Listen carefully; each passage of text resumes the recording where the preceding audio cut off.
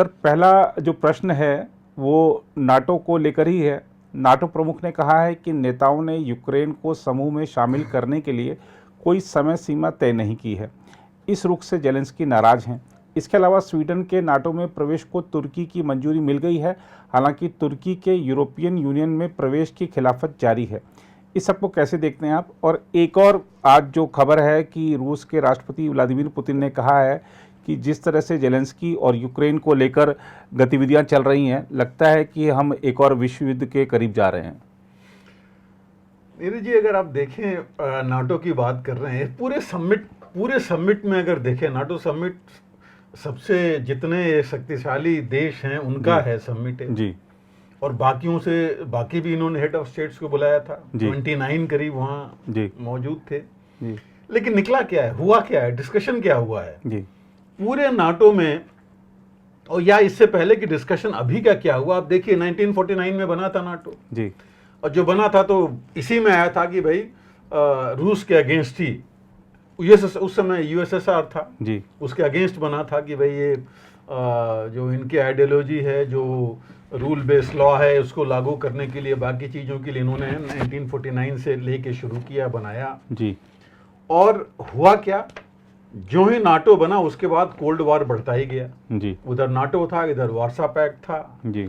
और समय के साथ साथ इन्होंने बीच में, हमें सबको पता है 1991 में जब इन्होंने रूस का तोड़ दिया, डिसइंटीग्रेशन हो गया, 15 अलग देशों में जी। रूस बट गया, तो लगा कि नाटो की जो प्रासंगिकता है वो खत्म हो गई जी। नाटो के खुद के जो मेंबर्स थे वो कहने लगे भाई जिसके अगेंस्ट ही हमें सारा होता वही टूट गया, अब हम कुछ है नहीं जी। तो लगभग नाटो, अगर आप उस बीच में जाएं 94-5 के बाद और उसके बाद कुछ सालों तक बहुत ज़्यादा कुछ फोकस नहीं था नाटो के ऊपर। हाँ, इतना जरूर था कि नाटो ने डिसाइड किया था कि भाई हम कंबाइंड अपनी सुरक्षा नीति रखेंगे, एक दूसरे की मदद करेंगे, एक के ऊपर अटैक हो, नॉर्मल जो हमको सबको पता है कि माना जाएगा। और इन्होंने मेन इशू ये था कि अपना रक्षा बजट जो है कम करें जी, बिल्कुल कम करें। आई थिंक 1% इन्होंने किया था ऑफ जीडीपी, और बाकी डेवलपमेंट पर हम खर्च करें, और किया कुछ, काफी हद तक इन्होंने किया जी। फिर भी इनकी वॉर मशीनरी चलती रही जी, क्योंकि लड़ाई तो कहीं ना कहीं अपने नहीं लड़े, कहीं ना कहीं कराते रहे लोग जी। और ये वॉर मशीनरी चलती रही, सब काफी ज्यादा अमेरिका से लेकर के इनकी तक देख लीजिए आप। अब इस समय नाटो क्यों इतना ज्यादा न्यूज में है? सिर्फ इसलिए कि जब पुतिन आए, पुतिन ने तो केजीबी वाले थे जी। उन्होंने देखा कि हमारा कैसे ब्रेकअप इन्होंने किया था और कैसे हमको और भी कर सकते हैं कमजोर, तो उनको ये देखने के बाद उन्होंने कहा कि हमारे डोर स्टेप पर नहीं आना चाहिए। तब ये सारा कुछ शुरू हुआ, हम सबको पता है। तो अगर अब देखा जाए तो नाटो की एग्जिस्टेंस ही टोटली जी इस वजह से है, अभी न्यूज में है जो भी है। उसी तरह इस पूरे समिट जो अभी हुआ जी, दो ही मेन जो कहते हैं ना हम किरदार थे जी, एक पुतिन और दूसरा जेलेंस्की जी। इसके अलावा कोई और कुछ इसमें दिखाई नहीं पड़ा जी। अब मिला क्या है किसको? पुतिन के डर से ही सब चल रहा है, नहीं तो छोटे छोटे देश देखिए, लटाविया, एस्टोनिया, लिथुआनिया, क्या उनकी टोटल पॉपुलेशन 13 लाख से लेकर के 18-19 लाख सिर्फ जी इन कंट्रीज की पॉपुलेशन है। नेचुरली वो तो चाहते हैं कि नाटो के अम्ब्रेला में आए, नहीं तो उनको कौन, रसा तो कभी भी पकड़ के ले सकता है जी अपने उसमें, और वो दे भी नहीं सकते कुछ नाटो को ही खर्च करना पड़ेगा उनके लिए जी। ये तो नाटो के लिए ही है कि चल रहा है। दूसरी चीज यूक्रेन का देखिए, 505 दिन हो गए आज लड़ाई के जी, और हो क्या रहा है बाद में हम आएंगे एक्चुअली, बट देखिए उस बीच में यूक्रेन को क्या मिला है जी, डिस्ट्रक्शन और हो ही जा रहा है। वो मांग करते जा रहे हैं और हथियार चाहिए जी, वो हर समय उनका ये है कि हमें और हथियार चाहिए, इसलिए हमारा, वो यहाँ तक कह रहे हैं कि हमारा काउंटर ऑफेंसिव जो कि पिछले महीने लॉन्च होगा, 1 महीने तकरीबन हो गए, वो प्रोग्रेस नहीं कर पा रहा है, क्योंकि वो कह रहे हैं कि उतने उनके पास हथियार नहीं है जी, एयर डिफेंस या एयरक्राफ्ट नहीं है कि वो दबा पाएं, या लॉन्ग रेंज मिसाइल नहीं है कि जो इनकी लॉजिस्टिकल्स हैं, लॉजिस्टिकल एरियाज रूस के, उसके ऊपर ये कुछ कर पाएं जी। तो इस वजह से वो अलग से मांग करते जा रहे हैं। दो स्टेटमेंट देखिए, गौर कीजिएगा इस पर। मैं गार्डियन देख रहा था, उसमें आया एक तो डिफेंस सेक्रेटरी हैं इनके इंग्लैंड के जी, और NSA जो हैं USA के जी। इन दोनों का स्टेटमेंट था कि यूक्रेन को, जेलेंस्की का उन्होंने बोला बल्कि कि थोड़ा जो नाटो है, जो कंट्रीज हैं जिन्होंने इनकी मदद की है जी, उनको ग्रेटफुल होना चाहिए, इनको ग्रेटफुलनेस दिखानी चाहिए। स्टेटमेंट दिया उन्होंने जी, कि उन्होंने ये दिखाना चाहिए। और जो इनके डिफेंस सेक्रेटरी हैं इंग्लैंड के, उन्होंने यहाँ तक बोला है कि अभी हालत ये हो गई है कि जेलेंस्की ने, यूक्रेन ने समझ लिया है कि नाटो, खास करके अपना नाटो UK का बोल रहे थे जी, कि अमेजन का वेयर हाउस है जी जी जी, कि वो लिस्ट लेके चले आते हैं कि हमको ये चाहिए, हमको वो चाहिए, और ये नहीं समझते कि कितना हो रहा है जी। तो यहाँ तक ये सब चीजें वहां पर हुई हैं। हालांकि बाद में ऋषि सुनाक जो UK के PM हैं, उन्होंने बोला कि नहीं, उन्होंने पहले हमसे मिले थे और उन्होंने कृतज्ञता या ग्रेटफुलनेस दिखाई थी। बट यहाँ तक बात आने का मतलब ये है, और हम जानते हैं कि नाटो में भी डिवीजन है जी, यूक्रेन के साथ क्या होना चाहिए। इसीलिए आपने देखा कि एक मत अभी भी नहीं है, इंक्लूडिंग बिडेन ने भी ये बोला कि जब समय आएगा तभी ये होगा, जब सारी रिक्वायरमेंट्स पूरी हो जाएंगी। मतलब 2009 में उसने अप्लाई किया था जी, और अभी तक वो रिक्वायरमेंट पूरी नहीं हुई है जी। आपने बात की वहाँ यूरोपियन यूनियन की भी, इसकी, हाँ सॉरी, इनकी यूक्रेन की, कि ये पूरे, मतलब जेलेंस्की इस बार गए तो हुआ क्या, वो एक रॉक स्टार की तरह घूमते रहे जी, वहां पर सबको ही बोलते रहे कि मतलब एज इफ उन्होंने दिखाया कि सबसे बड़ा खतरा नाटो को या यूरोपियन यूनियन को इस वजह से ये है कि अगर यूक्रेन पर कुछ हो गया रूस का, तो जी, बाकी जो है कुछ नहीं है, मतलब बाकी सब ठीक है, सिर्फ यही है को लेके सबको बताते रहे। और अल्टीमेटली उनका जो स्टेटमेंट आया, जो बाद में बदलना पड़ा, कि उन्होंने नाराजगी दिखाई है जी, जी, कि हमको जो है इसमें लिया शामिल नहीं किया जा रहा है जी। तो ये काफी चीजें हैं, और ये दिखाता है कि अभी भी नाटो के अंदर कुछ देश हैं जो कि इस पर नहीं चाहते कि सीधी हम रूस से वो सामना करें इस मुद्दे के ऊपर। अमेरिका खुद है जी, आप देखिए फ्रांस, जर्मनी, इनका भी वही है। इंटरनली जो है उनकी पॉपुलेशन नहीं चाहती कि हम इतना वेस्टेज क्यों कर रहे हैं जी। आज की डेट में जो मैं देख रहा था, $170 बिलियन दिए जा चुके हैं इनको, यूक्रेन को, जिसमें मैक्सिमम जो है तकरीबन आप ले लीजिए हाफ, 77 बिलियन डॉलर तो सिर्फ या $80 बिलियन अमेरिका ने दिए हैं जी। और ये जो रिपोर्ट है मेरे ख्याल से जून तक की है जी। तो 80 के बिलियन उन्होंने दिए, सब मिला करके, ह्यूमैनिटेरियन और मिलिट्री असिस्टेंस मिला करके, और जिसमें आई थिंक 62% है कितना, तो मिलिट्री असिस्टेंस ही है जी। UK नेक्स्ट है, तकरीबन $35 बिलियन के आसपास उसने दिया, और बाकी जो 8-10 कंट्रीज हैं। तो इतने पैसे आफ्टर ऑल नाटो को ही तो गए ना वहां पर। तो मैं कहूँगा एक तरफ से रशिया का तो एम अचीव हो गया। आज नाटो ये कह रहा है कि उनके जो रिजर्व एमुनिशन था, रिजर्व जो वेपन्स थे, वो तक भी डिप्लीट हो गए हैं जी, क्योंकि वो ये देते गए हैं इनको जी। पुराने जो उनके पास पड़े थे तो शुरू में ही दे दिया जी। वो सारे नष्ट हो गए, तो इन्होंने कुछ और भी दिए, और वो भी नष्ट हो रहे हैं, नए भी। अब उनको ये डर है, उनकी जो इंडस्ट्री है उनको डर कि पहली बात तो हमारा स्टॉक खत्म हो रहा है जी। दूसरा, वो बेचेंगे कैसे अगर ये दूसरे देश लेंगे नहीं उनके वेपन, अगर जो है इस तरह डिस्ट्रॉय होते रहे तो जी। तो ये जो चीजें हैं कुछ जो आ रही हैं, जिसके काफी इसी वजह से आप देख रहे हैं कि लड़ाई का क्या हालात चल रहे हैं जी। इस समय मदद करने के लिए कह रहे हैं कि हम देते रहेंगे। अभी भी आपने देखिए अमेरिका ने बोला है कि क्लस्टर बॉम्ब देंगे जी। अब आप देखिए कितनी बड़ी आयरनी है ये। क्लस्टर बम जो होते हैं, आपको पता है कि मिसाइल से या आर्टिलरी गन से भी जाते हैं किसी से, उसमें एक बॉम्ब में से छोटे कई सब म्यूनिशंस आते हैं जी। जैसे मैं छोटा एग्जांपल दूं, बोफोर्स है 155 मिलीमीटर, उसमें एक जाता है तो उसमें 72 जो है छोटे छोटे बॉम्ब निकलते हैं एक हाइट से जो कि बहुत तेजी से जा करके टारगेट में पेनिट्रेट करते हैं। उसमें 24 एंटी टैंक है, 48 हाई एक्सप्लोजिव है, जो मैं इसकी बात कर रहा हूँ सिर्फ बोफोर्स की शेल की। बाकी आप समझ सकते हैं कि किस तरह का टारगेट लेकर के आप ये बॉम्ब्स बना सकते हैं और बड़े बना सकते हैं, मिसाइल्स में और ज़्यादा होंगे। अब एक 2008 से लेके 10 तक ये चला था cluster bomb, international cluster bomb conference करके है, क्लस्टर मिशन के बारे में था, जिसमें था कि क्लस्टर बॉम्ब्स का इस्तेमाल नहीं किया जाएगा, क्योंकि सबसे बड़ा नुकसान क्लस्टर बॉम्ब का ये होता है कि कुछ फटते हैं कुछ नहीं फटते हैं, आपको पता नहीं लगता जी कौन लाइव है कौन नहीं, और काफी दिन तक वो चले रहते हैं। और बहुत ज्यादा जहां आप इंटेंड करते हैं सिर्फ वहां तो जाता नहीं, क्योंकि एरिया वेपन है, एक शेल करते हैं देख तो वहीं जाके गिरता है, बट ये तो कई जब फट के कई काफी इलाके में गिरेगा, मतलब 200 मीटर से लेके 2 किलोमीटर ले लीजिए आप, बड़े उसमें जाएंगे तो कितने में, उतने में तो आपका नुकसान ज्यादा करेंगे, जान माल का, सिर्फ फौज का नहीं या एनिमी का नहीं, बाकी स्ट्रक्चर को भी करेंगे। तो 100 देशों ने इसको साइन किया था जी, लेकिन आप ताजुब करेंगे कि दोनों अमेरिका और यूक्रेन ने उसको साइन नहीं किया जी।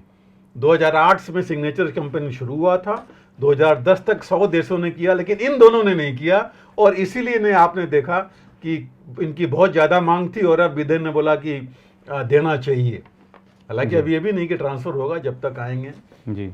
तो ये चीज चल रही है, F-16 पर उनके ट्रेनिंग चल रही है। अभी कुछ उनको यूके ने भी बोला है APCs और कुछ और देने के लिए, जर्मनी ने कुछ लॉन्चर बोला है पैट्रियट के, कुछ और। तो बेसिकली आप देखिए बात सिर्फ रही, पूरा नाटो का जो कॉन्फ्रेंस था 2 ही मुद्दे रहे, पुतिन और यूक्रेन जी। कुछ खास अचीव नहीं हुआ, कहीं ये बात नहीं हुई कि इसमें शांति के लिए हम क्या कर सकते हैं जी। आप देखिए आज की डेट में यूएन का खुद का कहना है कि जितने रिफ्यूजीज हैं इनके 80 लाख तो यूएन कहता है जी। आप समझ सकते हैं उससे ज्यादा लोग गए हैं बाहर, 4 करोड़ की पॉपुलेशन, हम लोगों ने पहले भी बात किया था जी। 1 करोड़ से ज्यादा तकरीबन रिफ्यूजी हो चुके हैं जी। कई तो डिस्प्लेस्ड हैं विद इन दिस थिंग, कई ये कहते हैं कि जिनको रेशंस ले गए हैं चले गए हैं जी। वो नहीं है, जो पॉपुलेशन इनकी ऑक्युपाइड एरियाज में वो अलग है, तो रह क्या गया यूक्रेन में जी। लेकिन रिफ्यूजीज के बारे में कोई बात नहीं कर रहा है जी। और मैं पढ़ रहा था एक ऑर्गेनाइजेशन है, इंटरनेशनल ऑर्गेनाइजेशन, जिसने दिया है कि इतना बुरा हाल है इन रिफ्यूजीज का, खास करके बगल के पोलैंड में उन्होंने दिया हुआ है कि पोलैंड को तो मैक्सिमम गए हैं जी। पोलैंड में इन रिफ्यूजीज को जो मिनिमम वेजेज है उससे कम में काम करना पड़ रहा है जी, क्योंकि उनको काम कोई नहीं दे रहा है इस तरह से जी। तो हर जगह हालत खराब है जी। और जो औरत और बच्चे गए हैं, क्योंकि इन्होंने बड़ों को जाने 18 से लेकर के आई थिंक 50 वर्ष के बीच के लोगों को तो बाहर जाने नहीं दिया जी। मैक्सिमम जो इनके औरतें और बच्चे गए उनका एक्सप्लॉयटेशन हो रहा है जी। उसके बारे में कोई बात नहीं हो रही है, कहीं कुछ नहीं आ रहा है कि इनका क्या है, कि क्या मदद करनी चाहिए नहीं करनी चाहिए जी। ह्यूमैनिटेरियन असिस्टेंस आप दे रहे हैं यूक्रेन को, उसमें है कि आधे लोग जब नहीं है तो आप दे किसको रहे हैं, हो क्या रहा है जी। सबसे बड़ी बात है। तो ये कुछ चीजें थी जो कि इसमें कुछ नहीं हुआ। इसके अलावा देखिए आप, ताइवान के बारे में कोई बात नहीं हुई इस नाटो के समिट में, किसी ने कुछ नहीं बोला ताइवान के बारे में।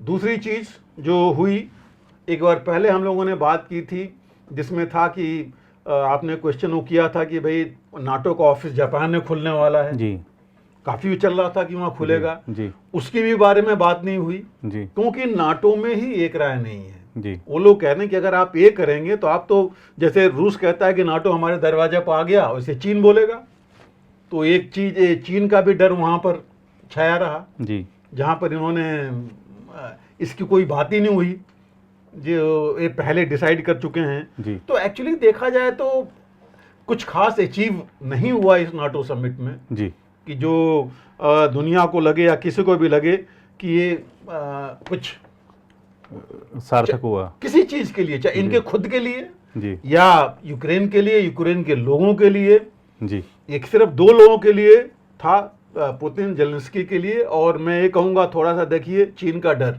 इसके लिए। हाँ ये जरूर था कि तुर्की एग्री कर गया है फिनलैंड की इसमें स्वीडन के लिए, फिनलैंड तो आ ही गया था। अब देखिए इतने दिन से तुर्की नहीं चाहता था। जी। अब क्यों हो गया, पहली बात। दूसरी बात, अभी तुर्की भी देखिए एक पिवट बन रहा है 3 जगह का, नाटो का, अरब कंट्रीज का, मुस्लिम कंट्रीज का भी, और रूस का भी। रूस से भी उसके अच्छे संबंध हैं जी। और उधर नाटो में है ही है वो। और अब ये इसने कहा कि भाई यूरोपियन यूनियन की मेंबरशिप आप हमें दे नहीं रहे हैं। जी। 1999 में अप्लाई किया था जी। तुर्की ने यूरोपियन यूनियन की मेंबरशिप के लिए, और अभी तक उस पर जो है कोई बात आगे नहीं बढ़ी है। जी। दूसरी चीज, स्वीडन से इसने पहली बार हुआ है ऐसा कि नाटो कंट्रीज या यूरोपियन और ऐसी स्वीडन जो कि अपने आप को न्यूट्रल कंट्री मानता था, उसको पर दबाव बना करके तुर्की ने दबाव बनाया कि आप ये करेंगे, और ये एग्री कर गए हैं कि जिनके काउंटर टेररिज्म का जो इनका लॉ है, जो उसके सिद्धांत हैं, उसको बदलेंगे। जी। कि जो ऑब्जेक्शंस हैं, जो कुर्दिस्तान और कौन सी फोर्स जो उनके यहाँ जिसके ऊपर तुर्की से इसके संबंध खराब हुए थे कि आप वो पूरा उनके यहाँ काम कर रहे हैं, 3 ऑर्गेनाइजेशंस हैं उनके लिए। तो ये होने के बाद जो है, और ये भी था कि जो आर्म्स एम्युनिशन पहले बंद कर दिया था स्वीडन ने, स्पेयर्स और आर्म्स सप्लाई करना इनको तुर्की को, वो भी इसमें आया है। जी। तो ये जो है अपने, मैं ये कहूँगा कि ये इनकी वजह से नहीं हुआ, अपने जो इसको चाहिए था तुर्की ने, कि मुझे उसने मांगा कि ये चीज़ चाहिए जी। वो लेने के बाद जा करके उसने दिखाया कि हाँ ठीक है हम करेंगे स्वीडन का। जी। तो ये सब चीज़ें वहाँ पर हुई हैं। ये तो लगता नहीं कि वो सब, देखिए कि नाटो का एक्चुअली कुछ ऐसा अचीवमेंट हुआ हो।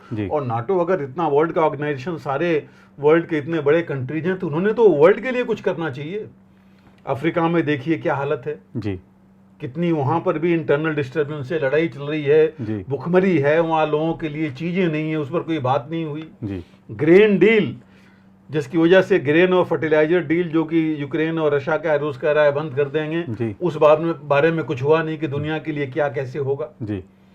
तो इन सब चीज़ों में क्लाइमेट चेंज या जो कुछ है जी, इन सब चीज़ों के बारे में, सब क्लाइमेट चेंज से मर रहे हैं, वो खुद मर रहे हैं क्लाइमेट चेंज से। 40 डिग्री उन्होंने कभी सोचा नहीं था सेल्सियस चला जाएगा। वहां पर आप देखिए क्या हालत हो रहा है जी। उन कंट्रीज में जी। उस पर कोई बात ही नहीं हुई। तो इन सब चीज़ों में कुछ नहीं, पूरा छाया रहा एक ही दो चीज़ें, जिससे कि देखा जाए तो बाकी दुनिया को ये मतलब ही नहीं है जी। अफ्रीका को क्या मतलब है यूक्रेन से और रशिया से या इनके उससे, या एशिया को भी, लेकिन कोई बात नहीं हुई। तो सो ये सेल्फ इंटरेस्ट वाली जो जितनी चीजें थी जी, वही उसमें चलती रही हैं। मुझे नहीं लगता, मैं नहीं कहूँगा कि ये कुछ अचीव कर पाए अपने लिए भी जी। या मैं कहूँगा विश्व के लिए, जो ये कहते हैं जी कि रूल बेस्ड ऑर्डर हर जगह चाहते हैं और उसकी वजह से पूरा ये पुतिन के अगेंस्ट है। तो ऐसी कोई चीज़ हुई नहीं। और जैसे मैंने कहा, जेलेंस्की भी निराश थे जी।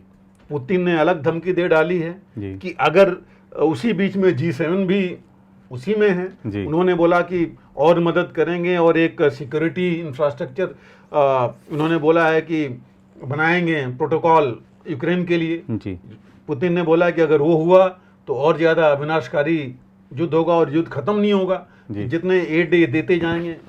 वो मेदवेदेव ने देखिए क्या बोला है, उन्होंने बोला कि अगर ये करेंगे तो लड़ाई और चलती रहेगी, और कहते हैं और लड़ाई जो है ये लीथल होगी, मतलब और ज़्यादा जान माल का नुकसान होगा जी। तो वहाँ वो कह रहे हैं ये चीज़ चल रही है जी। लेकिन अब वो ये आगे क्या कर पाएंगे, बिकॉज अगला तो शायद वॉशिंगटन में इनका नेक्स्ट ईयर मीटिंग होगी, जो भी होगी उस बीच में बहुत कुछ बदल सकता है। लेकिन ये चीज़ नहीं है कि हाँ कुछ शांति के लिए भी बात कर रहे हैं, या ये जेलेंस्की को कूल डाउन करते, पुतिन को भी कूल डाउन करते जी, तो वो चीज़ होती कि ठीक है हम ये भी करेंगे, सपोर्ट करेंगे इसको यूक्रेन को, लेकिन चाहेंगे कि शांति हो, और जो भी टर्म्स कंडीशन से अलग की बात है, लेकिन उसके बारे में कोई बात नहीं हुई है जी। बिल्कुल सर। अगर आप भी लेना चाहते हैं देश दुनिया की तमाम जानकारी, तो आज ही सब्सक्राइब करें हमारे चैनल को। साथ ही नीचे दिए बेल आइकन को जरूर दबाएं ताकि हर अपडेट आप तक पहुंच सके।